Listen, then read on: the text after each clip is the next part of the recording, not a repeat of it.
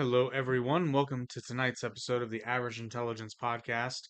Have a special treat for you tonight. We are doing a deep dive, or I should say, I am doing a deep dive fact check. Just doing our obligatory audio check. Obligatory audio check. And we're good. We're doing a deep dive fact check. I know it's a little late, but we're doing a deep dive fact check on the Trump Harris debate. So without further ado, we will get right into it. Now, obviously, I'm not covering every single point. What I have selected here are definitive statements made by both of the candidates during the debate that are verifiable. And what I mean by that is, Kamala at one point said that that she would continue to, support Israel. There's no way to fact check that. You can only look at her record, but there's no way you can definitively say yay or nay as to whether or not she's actually going to do that. Hence why that is not one of the fact checks, but we're going to get into it. And these are in order, save for the last one, which I say for last just because it's a doozy. So, the first the first claim. Lindsay Davis, one of the moderators, is Kamala Harris's sorority sister. This is somewhat true.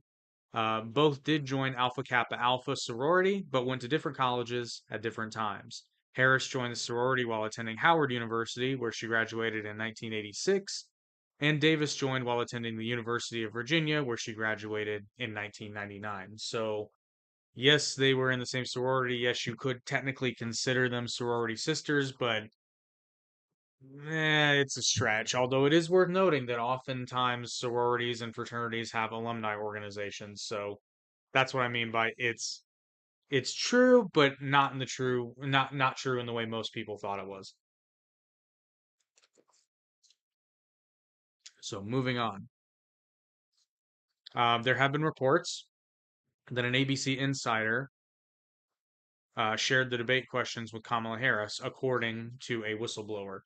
This is ruled as unknown at this time. An alleged whistleblower, whose name was redacted, claims to be an ABC News employee with knowledge that the network provided the Harris campaign with sample questions, promised the campaign it would only fact check Trump, and agreed not to ask questions on topics the Harris campaign deemed off topic. It is worth noting this allegation came out after the debate, so a lot of people are connecting the dots. It's like, oh, they only did fact check Trump. Well, that would be easy enough to claim after the fact. The document. Oh no, I apologize. That is not right. I didn't read my own note. The document is dated September 9th, a day before the debate, but it did not come out until after. And this is reported by Spectrum News New York. ABC, for its part, denies these claims, citing the document as unverified. And for your viewing pleasure, I happen to have unopened. Sorry about that. Let me get these up here.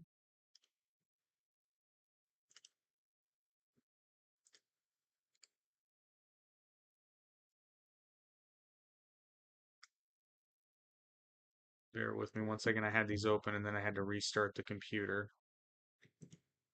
So, like I said, though, we're bringing receipts tonight.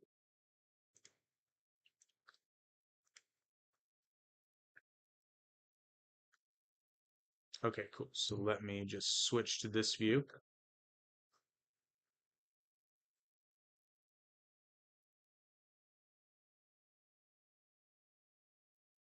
It did not do what I told it to. Yes, it did. Haha, because I'm in that view. So, here are the first one, as you can see, State of New York, dated September 9th. The name is redacted, but I'm going to leave this on the screen a bit so that you can read it. Feel free to pause if you want to read through it. And it's a page affidavit. I am going through 2 pages at a time, though.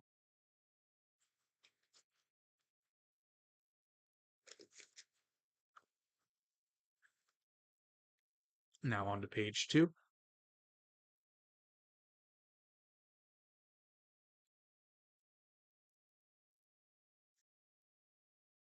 Which again, this seems like a smoking gun, but This would be easy enough to draft in a Word document after the fact.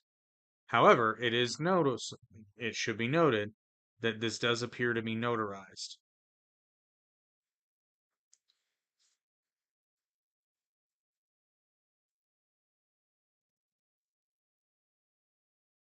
And that's good. Apparently, you can't hear my asshole neighbor who's deciding to blast music in his car across the street at 10 p.m. at night. So that claim, as I said, remains unknown at this time. And we'll probably, if it's true, we'll probably never know. The next claim made by the moderator, oh, I'm sorry, made by Kamala Harris, that Trump's tax cuts only benefited the wealthy. This is false, but basically in the phraseology. Let me explain. So, under the Trump tax cuts, the top rate fell from 39.6% to 37. The 33% bracket dropped down 1% to 32%. The 28% bracket went down to 24%, and the 25% bracket dropped to 22. The 15% bracket dropped to 12. The lowest bracket remained at 10%, and the 35% bracket was unchanged. So many other things affected the various tax brackets in the Trump tax cuts, the tax cuts that were signed into law.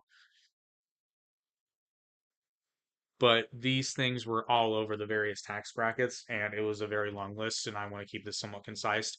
You can look this up, though. You could make the argument that the Trump tax cuts benefited the rich more, but based on what I can tell, that's really just because it wouldn't be a false statement, but it's only because the tax bracket percentages are dealing with higher incomes. So, in a way, you can make that argument, but not in the way that Harris is making it. And the next claim, general claim that was made, is that tariffs are bad for the consumer. This one, it's not true or false. It really depends on what the product is, how expensive it is, whether there's an American competitor. There's a myriad of factors. It also depends on what the intent of the tariff is. For example, Trump's tariffs on Chinese imports were meant to take business away from China. In that regard, they succeeded. Manufacturing opened up in various parts of the world, including parts of the US, and the US and you yeah, I'm sorry, and US exports actually grew to China in 2019, by 2019. And again, this is verifiable. Let's see. Kamala referred to Trump's proposed tariffs as a national sales tax costing families an extra $4,000 per year. This is false. First point, tariffs are not a tax on the consumer, not literally. And Harris is being disingenuous at best here because it's a complete unknown what the economic impacts would be, and they would vary widely by household because it depends on what goods are being tariffed, how much they're being tariffed. Again, if there's an American alternative that would then become more affordable by comparison, all those kinds of things. And it is worth noting that the the Biden administration kept the Trump tariffs and even added a few more, most notably on electric vehicles, which I thought were a good thing. And hey, I drive an EV, so I'm not hating on it, but the Green New Deal crowd, you would think they wouldn't want an import tariff on those, but there went Biden. Trump stated in the debate that he had no inflation as president. This is, I'm not even going to say liar, liar, pants on fire false. This is just ignorant false. Now, if Trump had said that he had low inflation, he would have been 100% correct. As President Trump's highest inflation rate during his presidency was 2.44%, slightly above the Federal Reserve's goal of 2%. But his lowest was at 1.23%, which he does not hold the record for the lowest inflation for, by the way. But that's really good. 1.23% is really good. Biden's highest inflation rate was around 9.1%, while his lowest was about 3.1.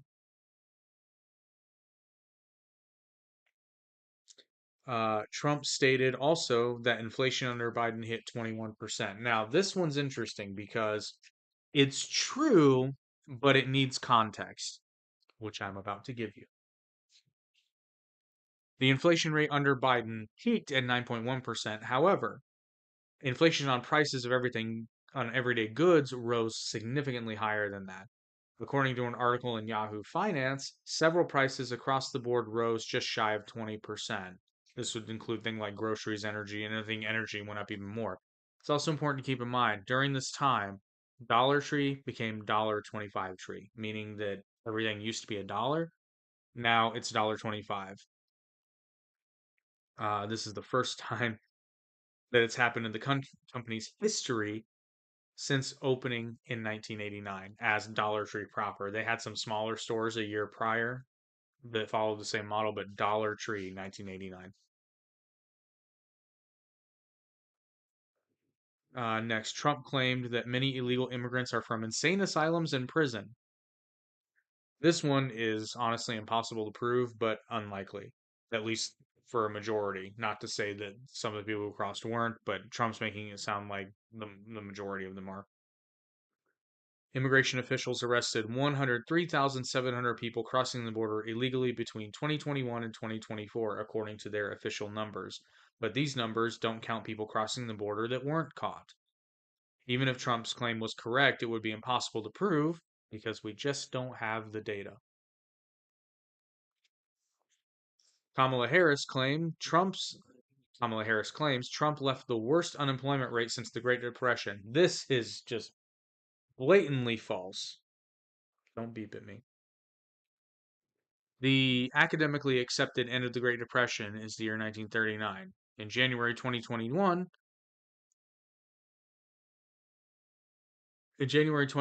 the unemployment rate was at 6.8%. The following years had higher unemployment rates after the Great Depression. 1940, 14.6%, 1941, 9.9%, 1974, 7.2%, 1975, 8.2%, 1976, 7.8%, 1980, 7.2%, 1981, 8.5%, 1982, 10.8%, 1983, 8.3%. That's interesting. 1984, 7.3%, 1985, 7%, 1991, 7.3%, 1992, 7.4%, 2009, 9.9%, 2010, 9.3%, 2011, 8.5%, and 2012 was 7.9%. All were above the unemployment rate in 2021 when Trump left office.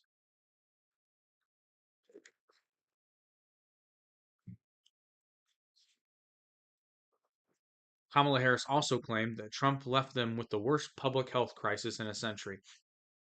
This is somewhat true, but it requires a lot of context. So, Harris's assertion, if you look solely at reported death tolls, is technically correct. The overall COVID 19 mortality rate, according to the CDC, was, I'm sorry, the overall COVID 19 mortality number is 1,202,183. It might have fluctuated over the past couple of days since I did this research, but it's around 1.2 million. However, even the National Institute of Health's reporting says that only 20.3% of these deaths had no comorbidity information recorded. Assuming they have complete accuracy, which is debatable, that moves the COVID number to 244,043.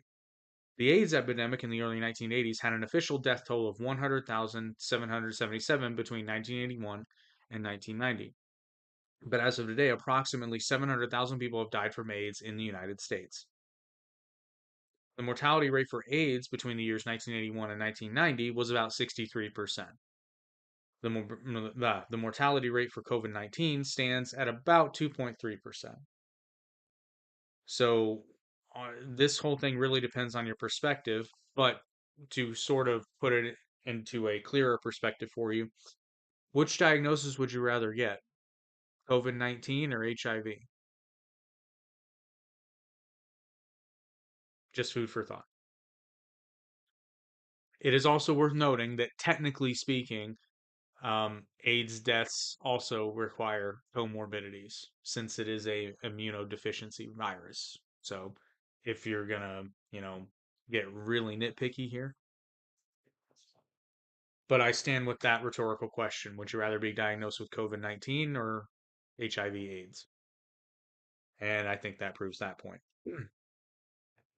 Kamala Harris also claimed Trump was responsible for the worst attack on our democracy since January 6th. Uh, Mostly false, but it does depend on your perspective, but September 11th comes to mind, you know, and I don't think that's just me.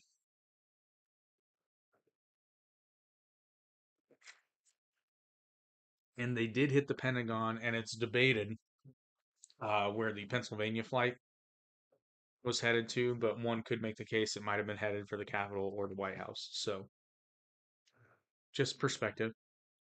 Kamala referred several times to Project 2025 being Donald Trump's. Um, as far as what's out in the public, this is false. Trump has repeatedly disassociated himself with Project 2025 without being able to read his mind. All evidence points to that being false. And just for some proof, um, here is some video evidence. Let me ask you about Project 2025. So you've publicly said that you don't have any direct connection to Project Nothing. I know nothing about it. And they know that too. Democrats know that. And I purposely haven't read it because I want to say to you, I have no idea what it's all about. It's easier than saying I read it and, all of the things. No, I purposely haven't read it. And I've heard about it. I've heard about things that are in there that I don't like. And there's some things in there that everybody would like.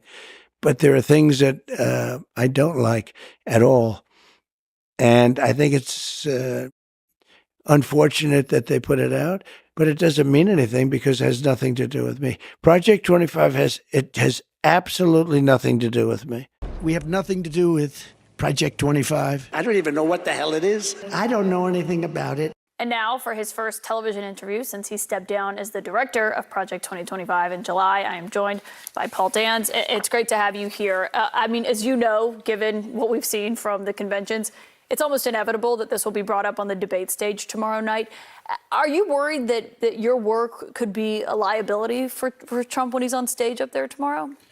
No, not at all. And thank you for having me, Caitlin. Look, President Trump's the greatest debater, bar none, of our time. And, the breaking news is Trump has nothing to do with Project 2025. Sure, a lot of us have worked in the admin and came together, but this started long before he even announced for president. And there is that. Yeah, it will. So it's a lot of research.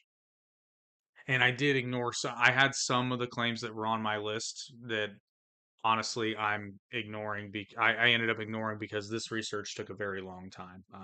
But Trump claimed that he handed the Biden administration a stock market higher than before the pandemic. This is true.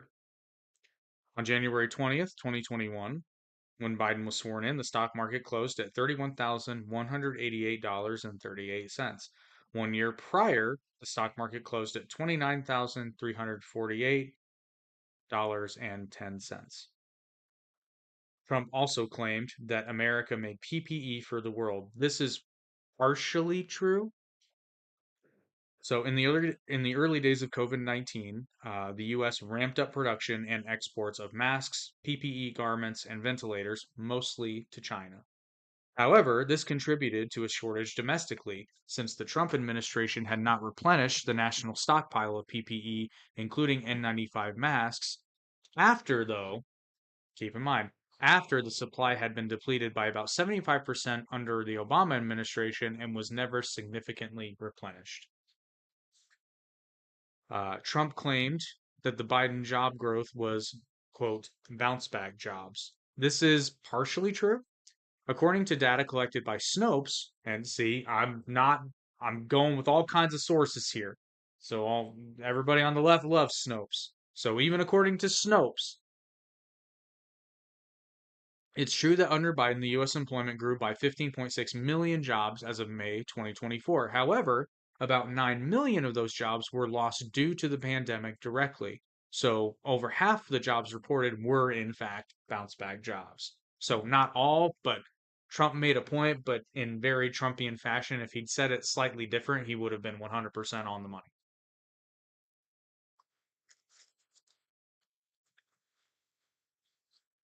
Kamala Harris claimed Goldman Sachs said Trump's economic plan, would make the economy worse. Hers would make it better. This is mostly false. The CEO of Goldman Sachs did an interview explaining that the difference between the two policy plans came down to a difference of about 0.2%. And here he is saying just that. That report, which was mentioned last night in the debate, came from an independent analyst. And it's interesting, Scott. I think a lot more has been made of this than should be. What the report did is it looked at a handful of policy issues that have been put out by both sides, and it tried to model their impact on GDP growth. And the reason I say a bigger deal's been made of it is what it showed is the difference between the sets of policies that they put forward was about 0.2%. And as you can see, that was courtesy of the New York Post. It's also worth mentioning that Goldman Sachs received a $10 billion bailout from the federal government in the 2008 financial crisis. So take their financial analysis with a massive grain of salt. Kamala also claimed that the Wharton School of Business said Trump's financial plan would explode the deficit. This is true, but again, it needs context. So the Penn-Wharton budget model did find that Trump's tax and spending plans would significantly expand the deficit by $5.8 trillion over 10 years. But it also found that Harris's plan would increase the deficit by about $1.2 trillion over the same period. Also, and this is very important, the model wouldn't account for any spending cuts. Their numbers assume the current spending rates of the federal government. The report also says, though, that low, middle, and high income households in 2026 and through 2034 all fare better under the campaign proposals on a conventional basis. The campaign proposals referring to Donald Trump's. These conventional gains and losses do not include the additional debt burden on future generations who must finance almost the entirety of the tax decreases. But again, that is assuming that there is not a decrease in spending, which Trump has promised to do, but we'll see. If we're being nitpicky, though, technically speaking, tax cuts do not grow the deficit. Spending grows the deficit if money is borrowed to do so. Tax cuts can cause a deficit to grow if the government borrows more money to cover the lack of tax revenue instead of cutting spending, which is the main point I've been making the whole time. Trump then claimed that professors at the Wharton School say his plan was good. This is unverifiable. I looked. I couldn't find a single source quoting a professor directly or a video saying that Trump's plan is good. So I'm labeling this one false, but it's due to lack of information, not necessarily being proven false. So unverifiable.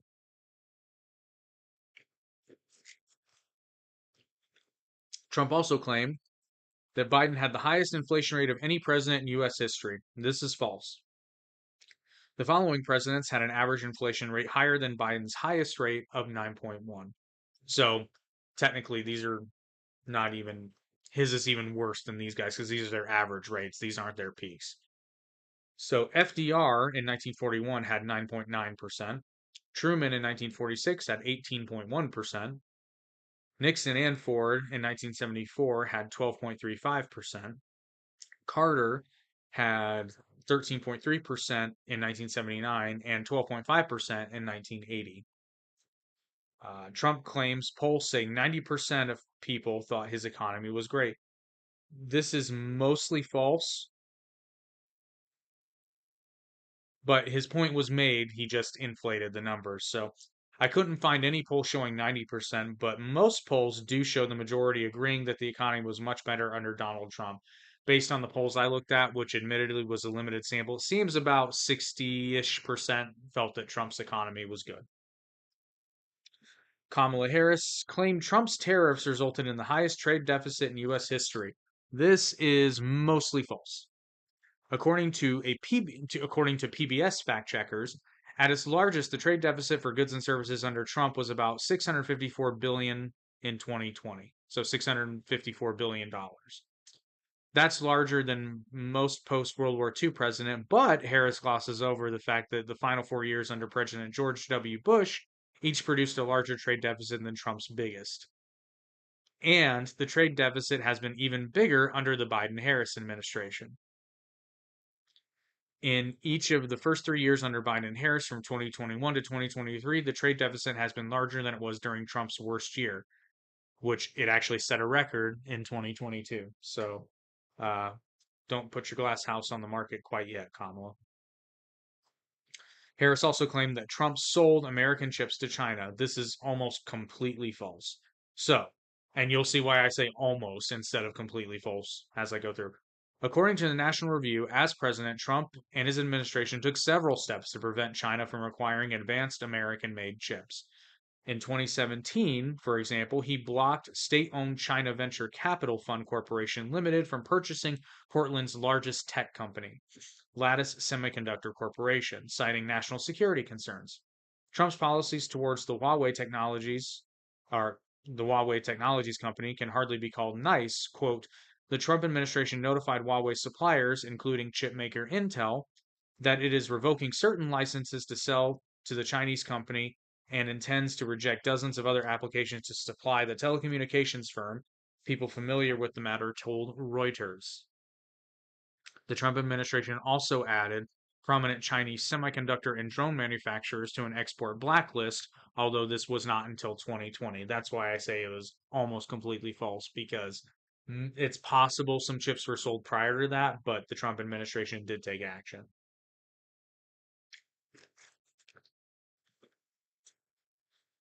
So Kamala Harris claimed that Trump thanked President Xi during COVID. This is true. On January 24th, 2020, Trump posted a tweet saying, quote, China has been working very hard to contain coronavirus. The United States greatly appreciates their efforts and transparency. It will all work out well. In particular, on behalf of the American people, I want to thank President Xi. Obviously, opinions would change, but what Harris said was factually true. Trump's claim about the former Virginia governor's statement about if a baby is born during an abortion or an abortion was wanted and the mother is in labor. This is true. The former governor later recanted his statement and wished he would have said it differently. However, we have the clip for you, because nothing is better than video evidence. No exception. There was a very contentious committee hearing yesterday when Fairfax County Delegate Kathy Tran made her case for lifting restrictions on third trimester abortions, as well as other restrictions now in place. And she was pressed by a Republican delegate about whether her bill would permit an abortion even as a woman is essentially dilating, ready to give birth. And she answered that it would permit an abortion at that stage of labor. Do you support her measure and explain her answer? Yeah, and I wasn't there, Julie, and I certainly can't speak for Delegate Tran, but I would tell you first thing I would say is this is why decisions such as this should be made by providers, physicians, and the mothers and fathers that are involved. There are, when we talk about third trimester abortions, these are done with the consent of obviously the mother, with the consent of the physicians, more than one physician, by the way. And it's done in cases where there may be severe deformities, there may be a fetus that's non-viable. So in this particular example, if a mother is in labor, I can tell you exactly what would happen. The infant would be delivered. The infant would be kept comfortable. The infant would be resuscitated if that's what the mother and the family desired. And then a discussion would ensue between the physicians and the mother. So I think this was really blown out of proportion. But again, we want the government not to be involved in these types of decisions. We want the decision to be made by the mothers and their providers. And this is why, Julie, that legislators, most of whom are men, by the way, shouldn't be telling a woman what she should and shouldn't be doing with her body. And do you think multiple physicians should have to weigh in as is currently required? She's trying to lift that requirement. Well, I think it's always good to get a second opinion and for at least two providers to be involved in that decision, because these decisions shouldn't be taken lightly. And so, I would certainly support more than one provider. All right, let's go back to the phones now for the governor. We're going to talk now with Mike, who's calling in. Like I said, he did later express regret on how he phrased it, but again, we're going with the validity of the statement. Trump also claimed that Tim Walz said 9-month abortions are fine. This is mostly true, but it needs clarifying. Tim Walz did not literally ever say that statement. You won't find a video or a quote of that. However, he did sign into law as governor of Minnesota, protecting full abortion rights in the state. Now, what does that mean? According to abortionfinder.com, there are no restrictions in Minnesota based on how far along in the pregnancy you are. There's also no requirement to notify parents of a minor to get an abortion. So he may not have literally said it, but he said it.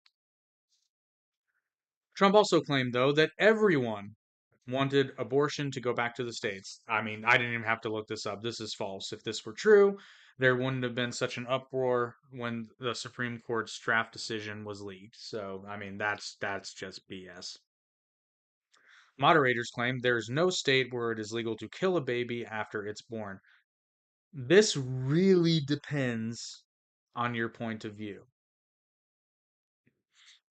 So this is the part where I actually warned a few people who are friendly with the podcast. This might get us banned, but I have to go into description here so that people understand the point I'm making. So this does depend on your point of view.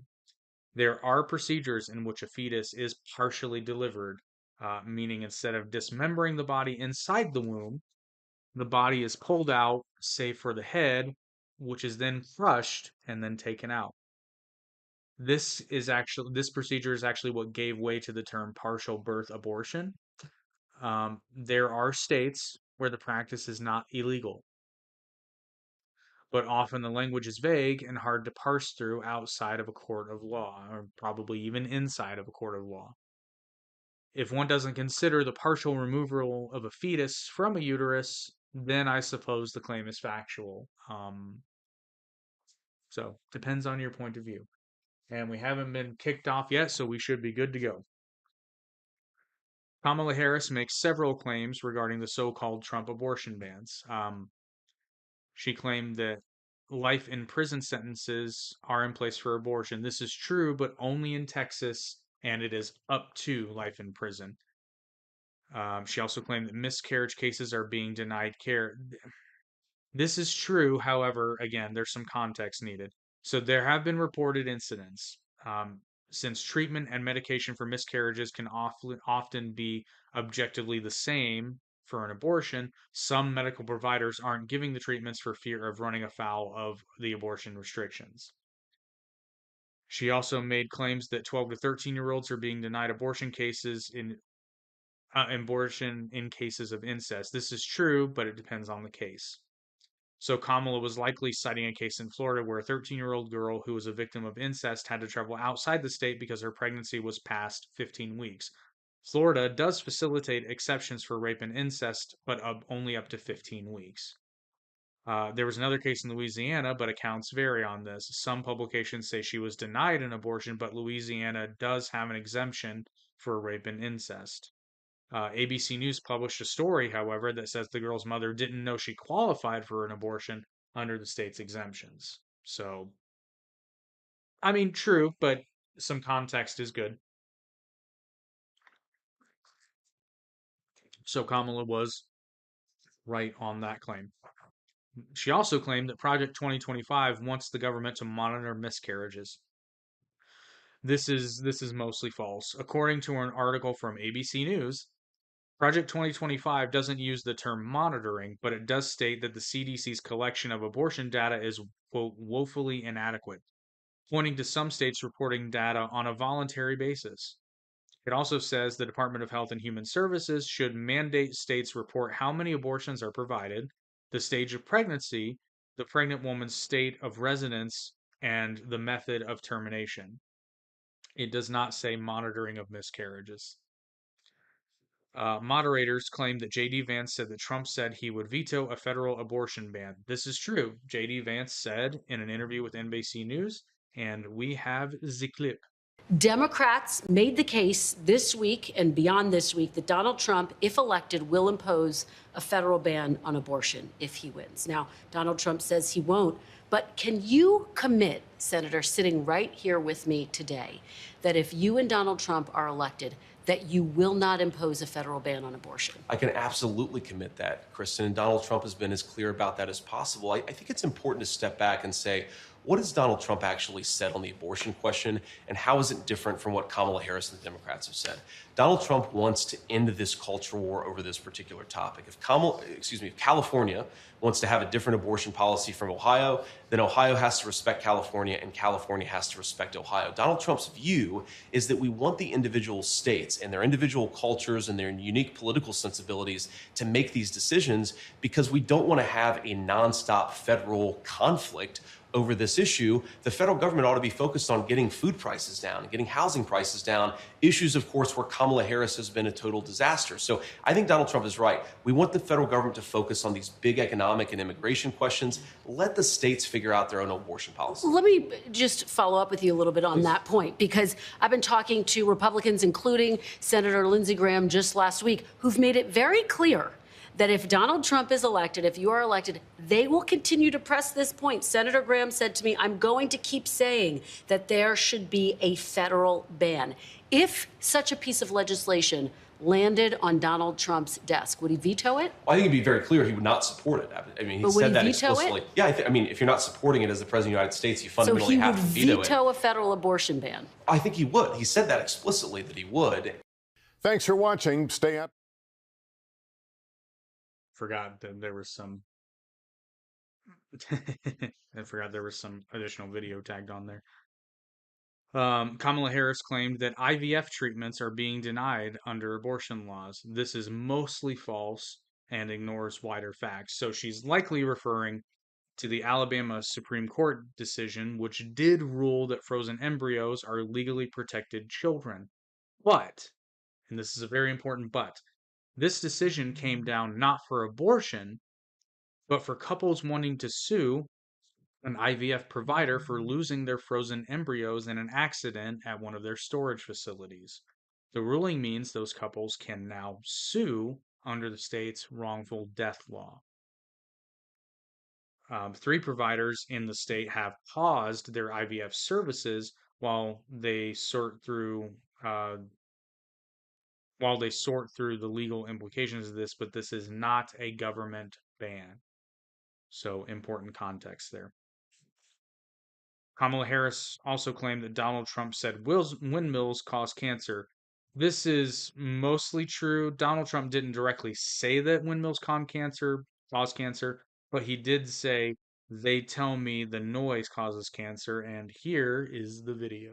Hillary wanted to put up wind. If you have a windmill anywhere near your house, congratulations. Your house just went down 75% in value. And they say the noise causes cancer. You tell me that one, okay? You know, the thing makes it so... And of course, it's like a graveyard for birds. If you love birds, you'd never want to walk under a windmill. Trump. Trump claims Kamala Harris paid people and bussed them in to attend her rallies. False, at least as far as I could tell. So Trump is likely referencing a Craigslist post that made the rounds on social media looking for people to wave anti-Trump signs at an event at the Phoenix Convention Center in Arizona.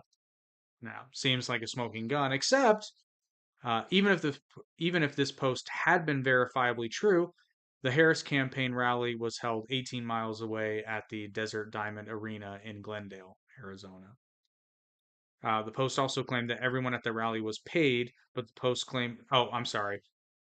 Trump also claimed, in his claim, Trump said that everyone at the rally was paid, and so did the Post. But the screenshot of the Craigslist post even said they were only looking to fill about 500 spots. Rally attendance was much higher than that. Trump claimed that Haitian migrants are they're eating the dogs, eating the cats, eat the cat, eat in Springfield, Ohio. This is false as far as we can tell. There is no substantial evidence to suggest that any of this is true, and it's certainly not widespread. The city manager did make a statement saying this was not happening. Before you mention this, the viral video of a woman being arrested by police for killing a cat, that took place in Canton, Ohio, and she was in fact an American, not a Haitian immigrant. There have been several other videos making the rounds on social media claiming these events are happening. They either show video that cannot be verified to be part of these claims or only show people talking about this happening. This is, what I like to call the speedwagon problem. I heard it from a friend who, I heard it from a friend who. That's what I'm saying, Haley. There have been no verified claims. There's a lot of people, however. Dude, the song's hilarious. They're eating the dogs, eating the cats, eat the cat. It's been stuck in my head. I'm not gonna lie. But to Haley's point, yes, that's true. They've been largely debunked. My point is, though, I'm seeing a lot. I mean, I'm seeing a lot of videos online claiming that this is in fact happening. Um, so I'm saying false as far as I can tell, because there's been no evidence substantiating it, but there's a lot of testimony. So probably 100% false, but I'm a skeptic at heart. Kamala claimed that she has the endorsement of 200 Republicans. This is mostly true, but it is honestly a bit of a stretch. There are about 10 high-profile or there are 10 high-profile current or former well-known Republicans that have endorsed Kamala Harris, but the 200 number comes from including people like former staffers, some going all the way back to the Reagan administration.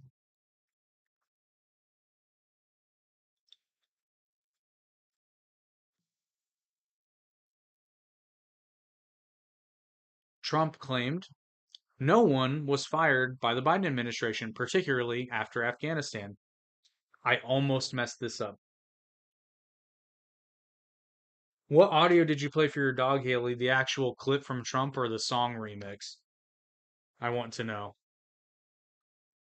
Honestly, I gotta say, when I was actually, no, I forgot. There's video evidence of this. If you go back to us live streaming the debate, when he said that, I actually went off.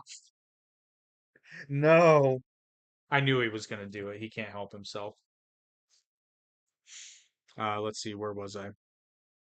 I almost messed this up with the Biden administration not firing anybody because I misread the context of it. It's actually true. The Biden administration has had turnover, yes, but these have been mostly resignations and some were promotions. No one has been outright terminated, although some are labeled as resigned under pressure. So that's essentially resign or we're going to fire you. But Trump was right. The Biden administration has not actually fired anyone in their cabinet or upper levels. Trump also claims that in 2020 he received more votes than any Republican or sitting president in history. I honestly thought this was not true. It is. It's verifiably true. Trump is not lying. The key is to how he worded it. He said he received more votes than any Republican or sitting president in history. Because obviously Biden got more votes than he did, but Biden was not a sitting president or a Republican. Trump claimed that FBI crime stats don't include the worst cities. This one is debatable. Crime stats are really tricky because many crimes go unreported to police and by police to higher authorities. Trump's main claim is probably unlikely on purpose. I don't understand what I meant by that. Trump's main claim is probably unlikely on purpose. Okay, I apologize. I don't know what I meant by that. No. However, FBI crime data shows that crime isn't soaring, but it isn't falling either, according to an article from the Washington Post. Kamala Harris claimed Mike Pence called for defunding federal law enforcement.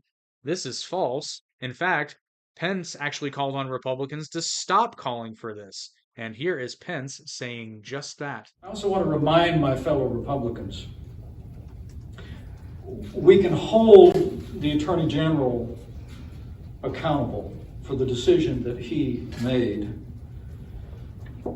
without attacking rank and file law enforcement personnel at the FBI.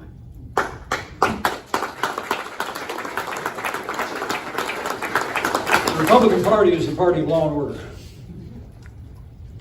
Our party stands with the men and women who serve on the thin blue line at the federal and state and local level. And these attacks on the FBI must stop. Calls to defund the FBI are just as wrong as calls to defund the police. And in the wake of the 4 years that we endured, the politicization of the FBI, the American people have a right to know the basis for this. This unprecedented action does demand unprecedented transparency. As you can see, courtesy of Newsweek. Kamala claimed Donald Trump said he would terminate the Constitution. This is misleading. Trump never said he would terminate the Constitution. He did post on Truth Social regarding the results of the 2020 election, and I realize I should have had this pulled up. I apologize. So we're going to bring this up right now. Where's that Truth Social? There it is, right there. Just so you can see it. And to quote Mr. Trump, so with the revelation of massive and widespread fraud and deception, and working closely with big tech companies, the DNC, and the Democrat Party, do you throw the presidential election results of 2020 out and declare the rightful winner? Or do you have a new election? A massive fraud of this type and magnitude allows for the termination of all rules, regulations, and articles, even those found in the Constitution. Our great founders did not want and would not condone false and fraudulent elections. So that is what Donald Trump had to say about that. So you can see it's a misleading claim. Kamala also said that Trump said that he would weaponize the Department of Justice against political enemies. This is false. Trump said in an interview that he could, based on the precedent set by the Biden Department of Justice case against him. And here is a clip of Trump saying just that with the full context. Former President Donald Trump says he could weaponize the Department of Justice to suit his agenda if he wins back the presidency. He made the remarks during an exclusive interview with Enrique Acevedo on Noticias Univision. He said that the DOJ's current investigations of him set a precedent that he could take advantage of. They have done something that allows the next party. I mean, if I happen to be president and I see somebody who's doing well and beating me very badly, I say, go down and indict them. Mostly that would be, they would be out of business. They'd be out of the election. Enrique Acevedo joins us now. He's a CBS News contributor and also an anchor for the Mexican news streaming service, NMAS. Enrique, good to see you, my friend. Let's get into this really interesting interview that you had with the former president. Do you take the comments that we just heard from him as a threat towards President Biden?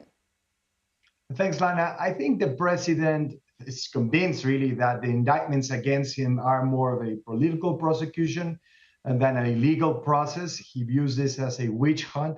So he's saying this sets a very dangerous precedent, not just for him, but for anyone who comes to office and plans to use the Department of Justice or the FBI, weaponizes the Department of Justice or the FBI to go after political opponents.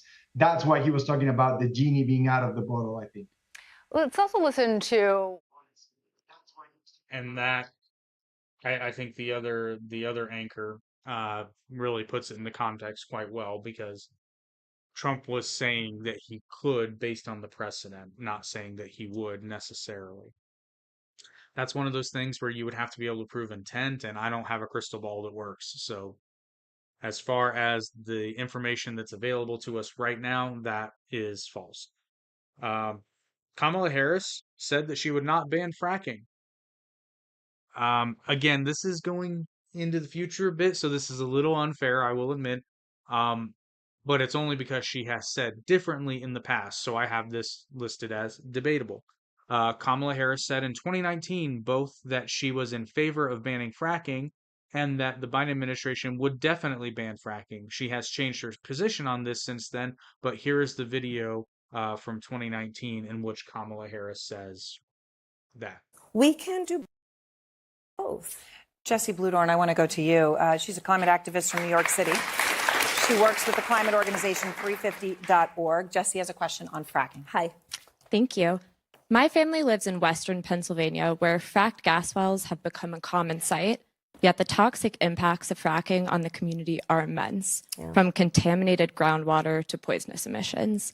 Will you commit to implementing a federal ban on fracking your first day in office, adding the United States to the list of countries who have banned this devastating practice? There's no question I'm in favor of banning fracking.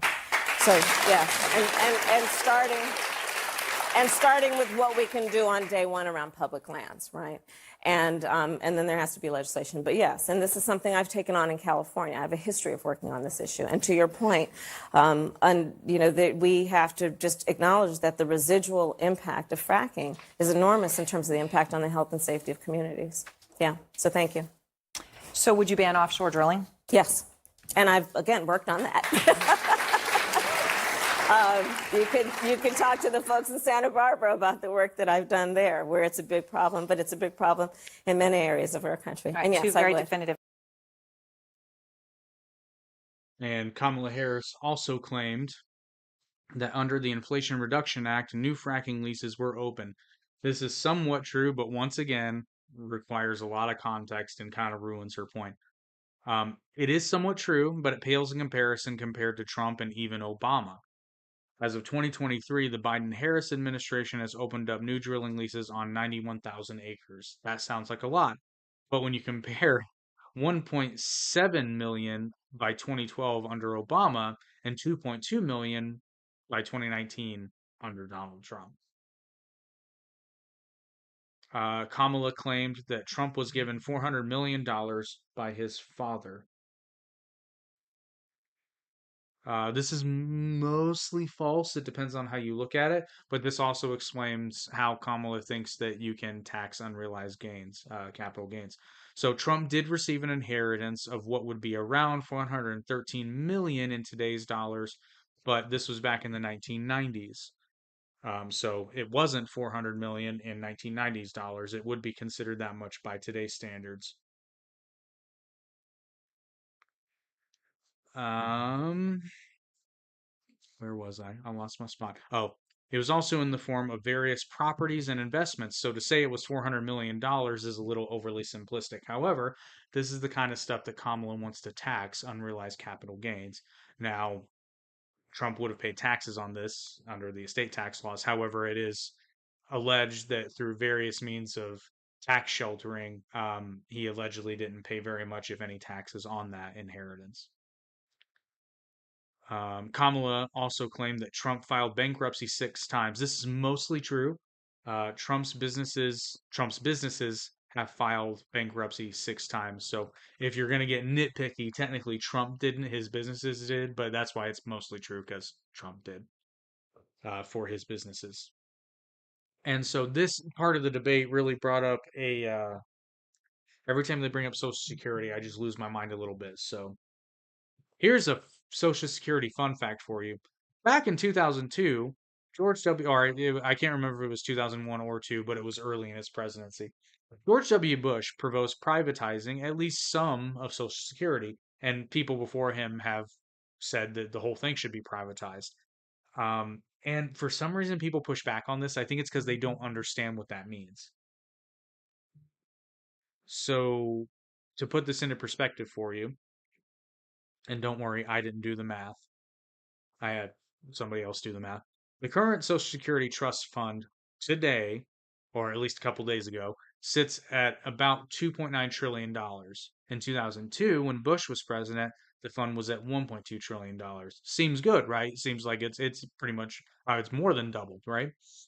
However, if Social Security had followed the Dow Jones rate of return via something like an index fund, for example, and had been left alone, meaning no money was spent, no money was added, Social Security would have around $8.2 trillion in the fund today.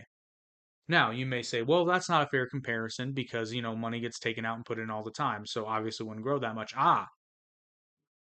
Using the same equation, but at the high average return on the Social Security Trust Fund historically, which is, I looked it up today, it's like 4.25%, somewhere along there, slightly above 4.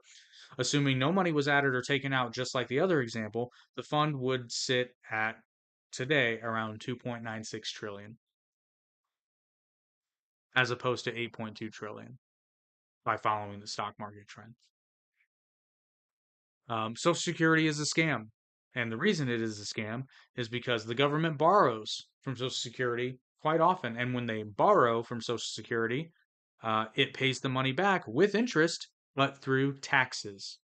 So the government takes the money that was taken out of your paycheck that was supposed to be set aside for your retirement, borrows from it, and pays you back with your tax money. If it weren't the government, that shit would be illegal because it's a scam.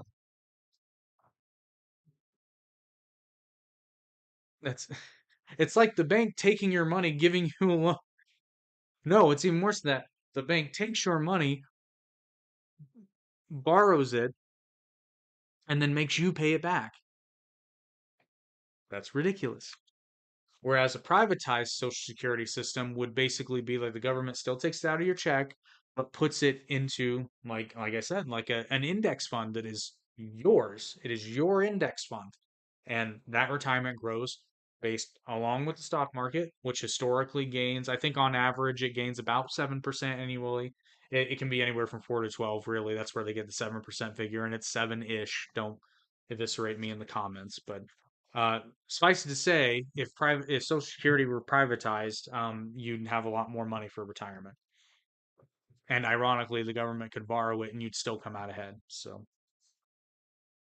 the next time somebody pushes for privatizing Social Security, let them do it.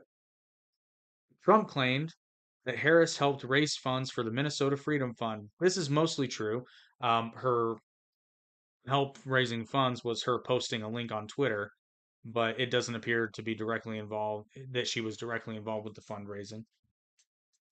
Trump also claimed that Kamala used taxpayers' money to pay for transgender surgery for illegal migrants in prison. This is true, and here is the video of her saying that. That they were standing in the way of surgery. For prisoners. For prisoners. And there was a specific case. And when I learned about the case, I worked behind the scenes to not only make sure that that transgender woman got the services she was deserving. So it wasn't only about that case. I made sure that they changed the policy in the state of California so that every transgender inmate in the prison system would have access to the medical care that they desired and need. And I believe it was not only, I know it was historic in California, but I believe actually it may have been one of the first, if not the first in the country, where I pushed for that policy in a Department of Corrections.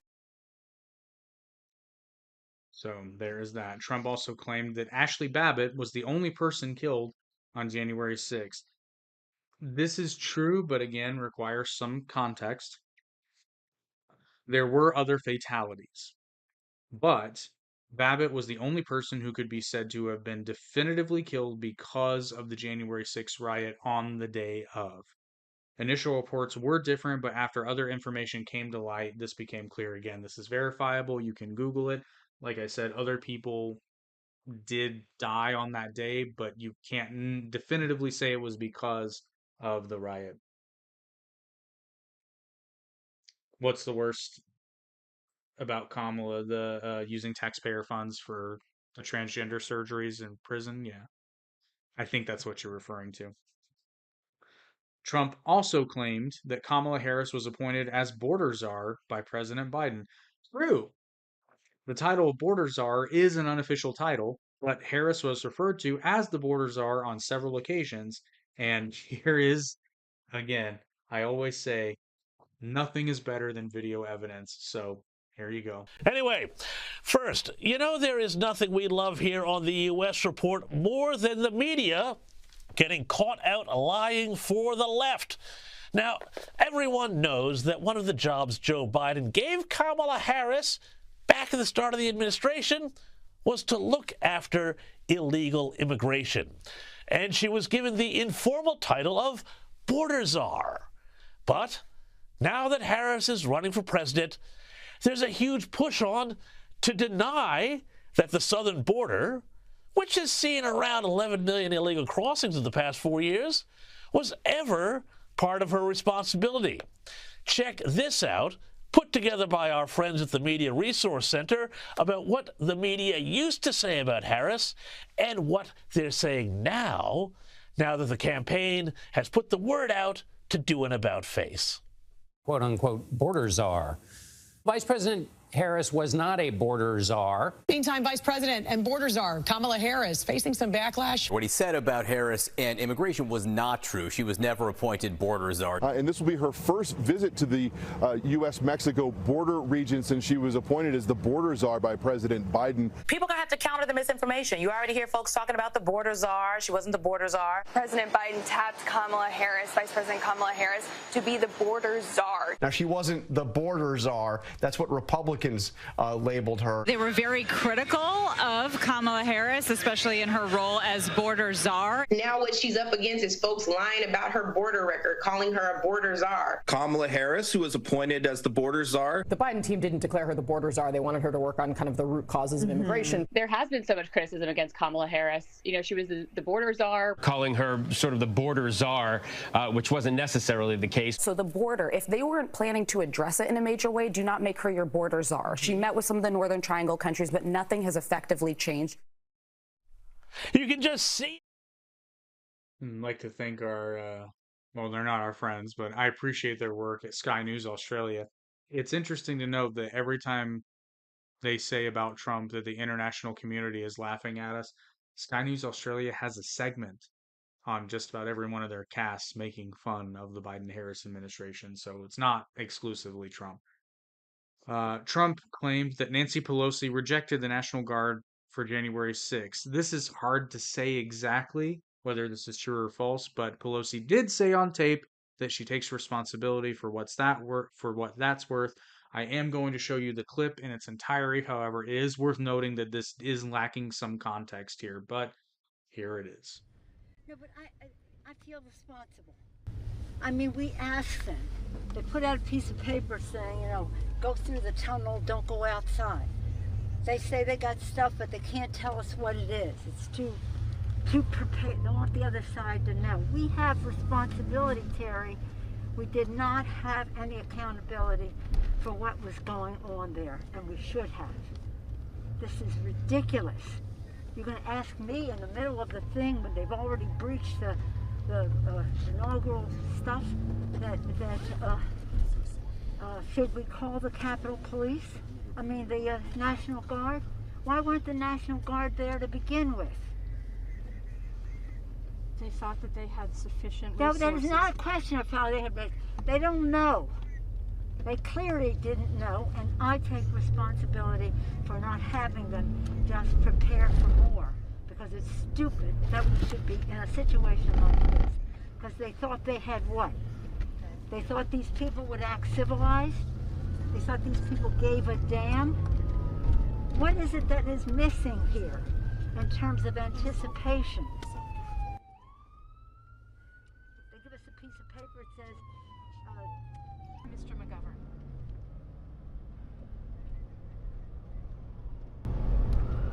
So what's the prospect? We're going to stay here all day, the rest of our lives, or what? We're here until what? Until the National Guard decides to come and get rid of these people?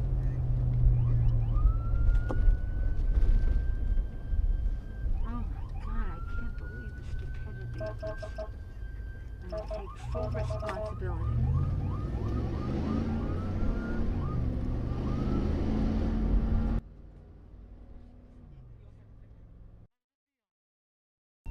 feel sick that what he did to the Capitol and to the country today. So he's got to pay a price from that. We take an oath to protect our country from all enemies, foreign and domestic. There is a domestic enemy in the White House. And let's not. Would like to point out I did not edit any of that clip. That was the news outlet that did the editing on that. Kamala claimed that Trump incited a violent mob on January 6th. This is partially true, but false on the main point, meaning the incitement part. So Trump did direct supporters to go to the Capitol after his speech, but he indicated to do so to peacefully protest. And here is Trump saying just that. To demand that Congress do the right thing and only count the electors who have been lawfully slated.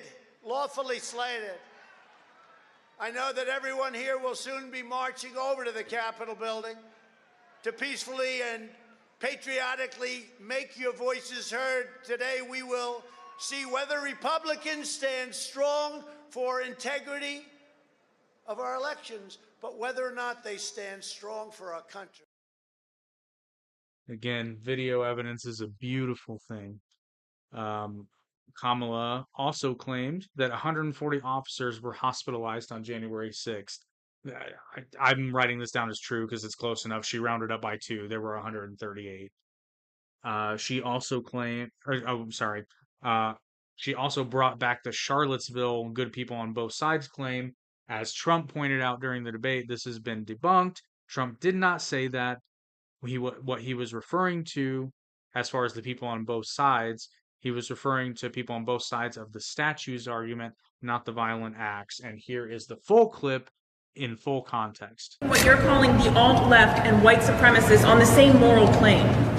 I'm not putting anybody on a moral plane. What I'm saying is this. You had a group on one side and you had a group on the other, and they came at each other with clubs, and it was vicious, and it was horrible, and it was a horrible thing to watch.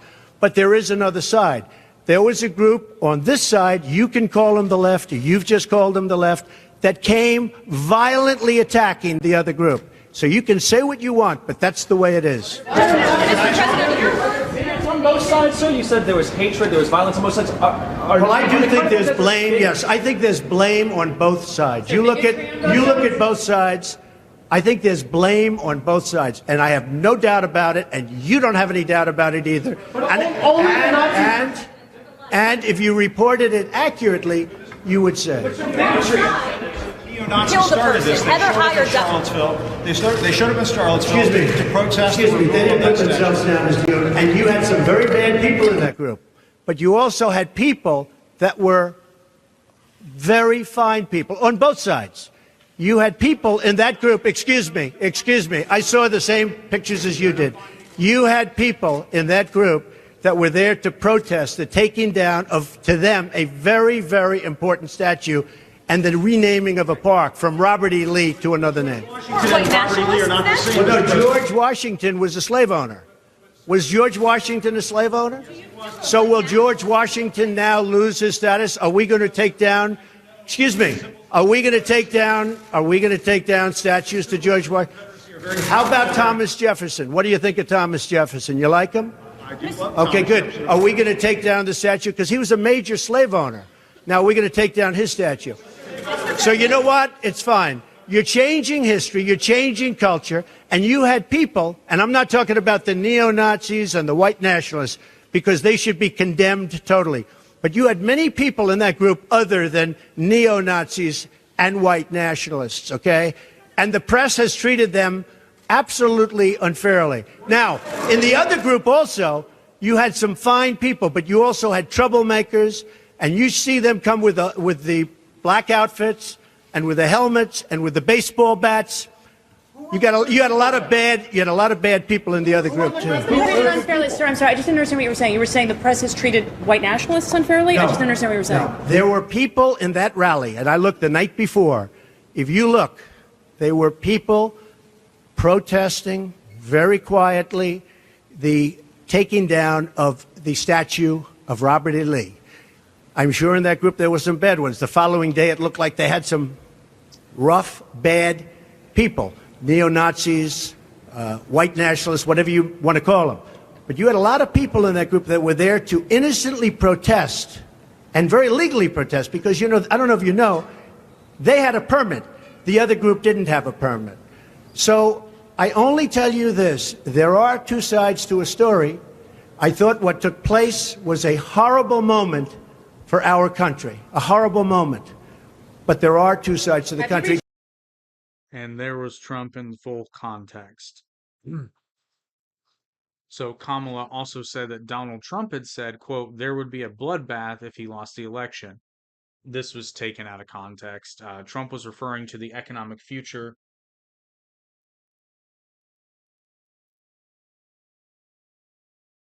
What did I...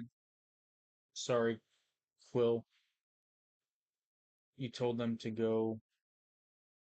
Can you give me some more context in your comment there?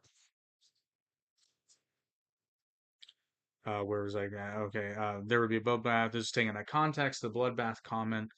Trump was referring to the economic future of the country, using bloodbath as an expression of a bad situation while talking with auto workers. Here is the full clip with context. And the head of the United Auto Workers never probably shook hands with a Republican before. They're destroying. You know, Mexico has taken over a period of 30 years, 34% of the automobile manufacturing business in our country. Think of it.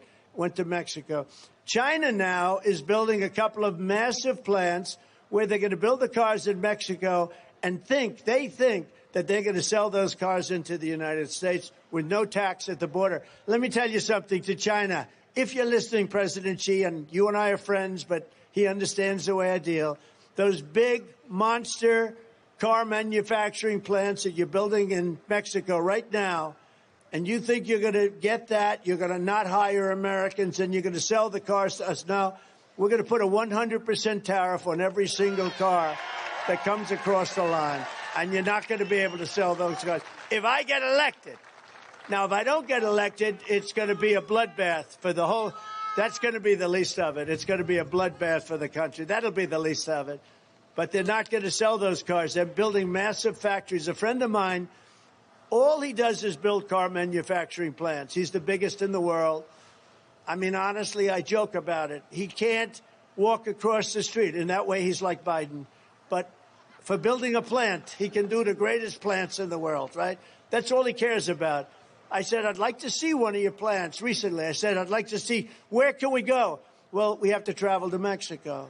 I said, why Mexico? He said, because that's where the big plants are building. China's building really big plants in Mexico, and Mexico's building. What about here? Well, we're building much smaller plants here. Can you believe it?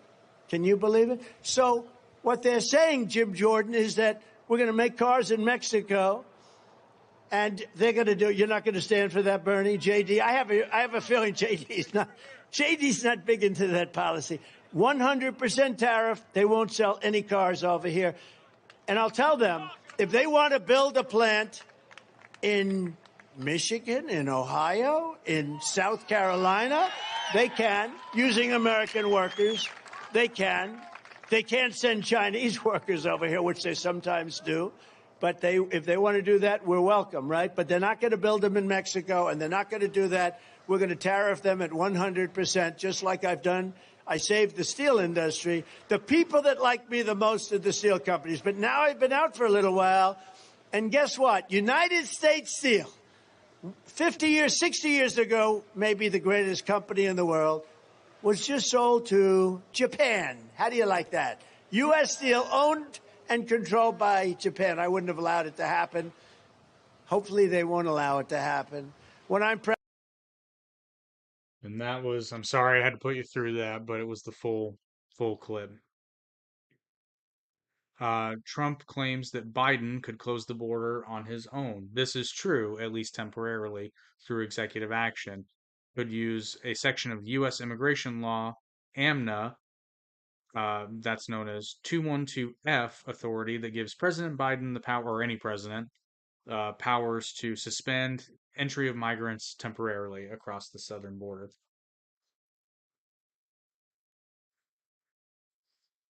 I'm not sure what you mean by that, Quill, by either one. Who told who to go, and you're not in the third world. Not sure of your context there. Trump claimed that judges said his election case were dismissed because they didn't have standing. This is partially false. It depends on your point of view. Courts dismissed more than 50 lawsuits of alleged electoral fraud and irregularities presented by Trump and allies. U.S. election security officials have said the election was, quote, the most secure in American history. But Trump's case made the opposite argument, and they were not taken up by the courts. So I don't know necessarily that they said. I know there was one case where they said they didn't have standing. I don't know if that's true for all of them. The fact of the matter is the cases were not taken up, allegedly due to lack of evidence. But the fact that the people that they were basically suing against said they were the most secure elections in history. And I'm not saying they were insecure. I'm just saying it's very curious that the plaintiff of a case is alleging that the elections were not secure, and the elections governing body said no, they were, and that was enough to not take the case up. So there had to have been more to it than that. Let's see. Trump claimed Kamala wouldn't meet with Benjamin Netanyahu when he came to D.C. because she would rather go to a sorority event. This is true, but it's missing some context. So Harris had that event scheduled prior, which she kept the date. She did meet with Netanyahu the next day. Trump claims Iran was broke under his administration. This is pretty much true. According to PolitiFact, quote, when I came into office, Iran had 70 billion in foreign exchange reserves, Trump said. It was loaded up with money from Obama. This piggy bank was full, and it was also full of terrorists. By the time I left, they had nothing. They were broke. They were broke. So Trump's numbers are off, but his description of the plummeting trend line holds up, according to PolitiFact as well. The plunge was about 60% more dramatic than the figures that he had used. So Iran was actually worse off than he had alleged in his figures. Kamala Harris claimed that Trump invited the Taliban to Camp David for negotiations. This is true, but the meeting was canceled soon after the invitation was extended. Trump claimed that he got the Taliban to stop killing American soldiers in Afghanistan for 18 months. This is true, but that 18-month period did extend into the Biden administration.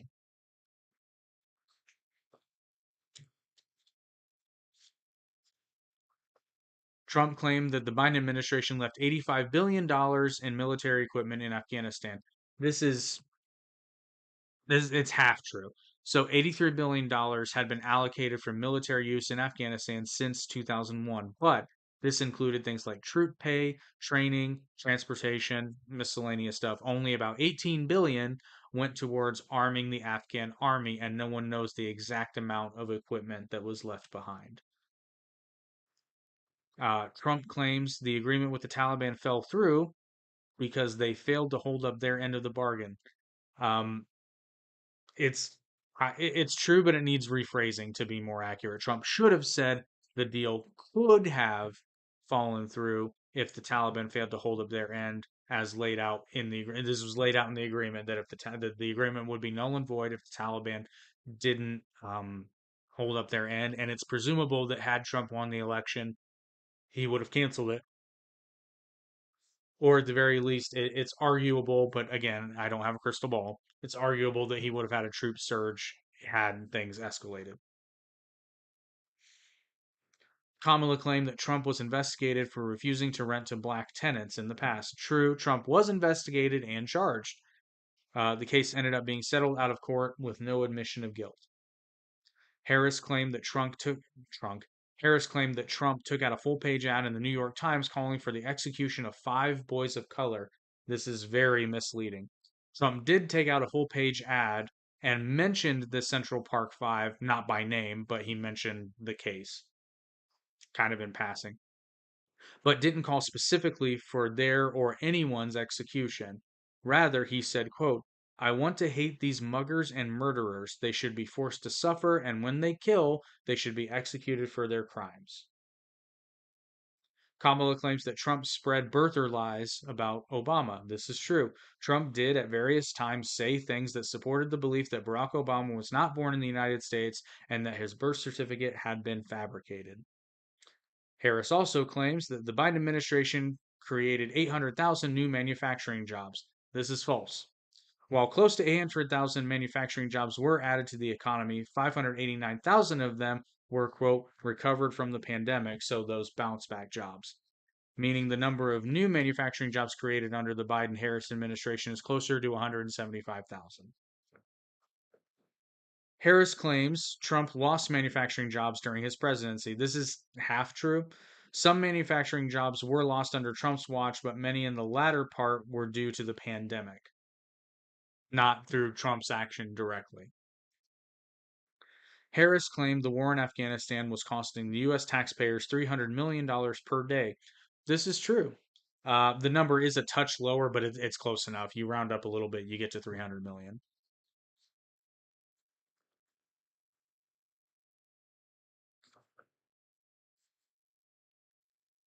And now we get to what is probably the worst one of the entire debate.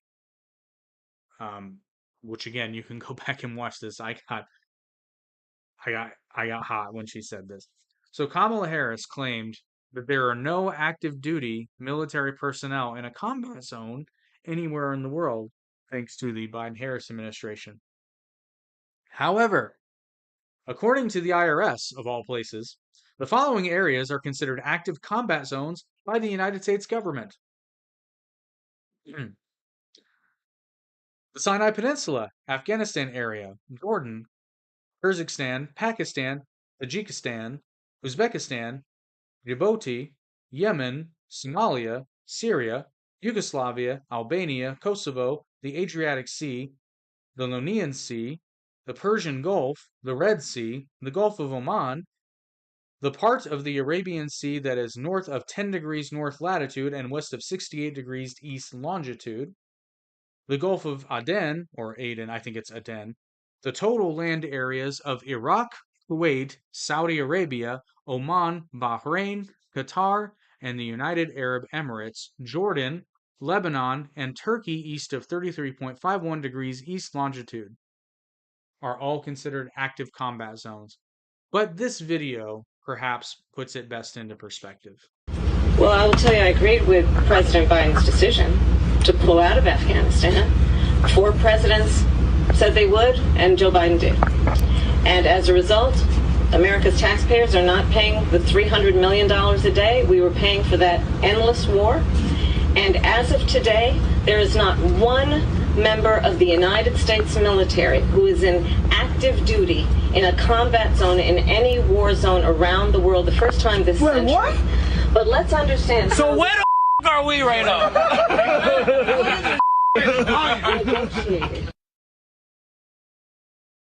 Like I keep saying, there's nothing quite better than video evidence. Like I said, that was probably the most egregious, which I'm not even going to say that's a lie. That's just being clueless. So that was, pardon me. So that was all the fact checks that we had for this particular debate. Obviously, that wasn't all the claims made. These were just the ones that were, for the most part, verifiable or that I felt were important to lend some context to. Also wanted to try out the inlay of video, and I don't know about you, I think that was a massive success. Let me know in the comments if you like that format. We'll do it more often on some of them. We usually do the show live, so now we have the capability to insert. Probably going to start seeing that in Average Intelligence News when we bring it back. But thank you, everybody, for checking out this episode of the Average Intelligence Podcast. I gotta say, not too bad for a guy with average intelligence. I mean, I'm kind of proud of this one. Hopefully, you too are a little bit less average and a little bit more intelligent. After this one, you honestly might be. Please like, share, and subscribe if you have not already. Help get the word out about the podcast so we can grow and bring you more and better content. We will see you guys next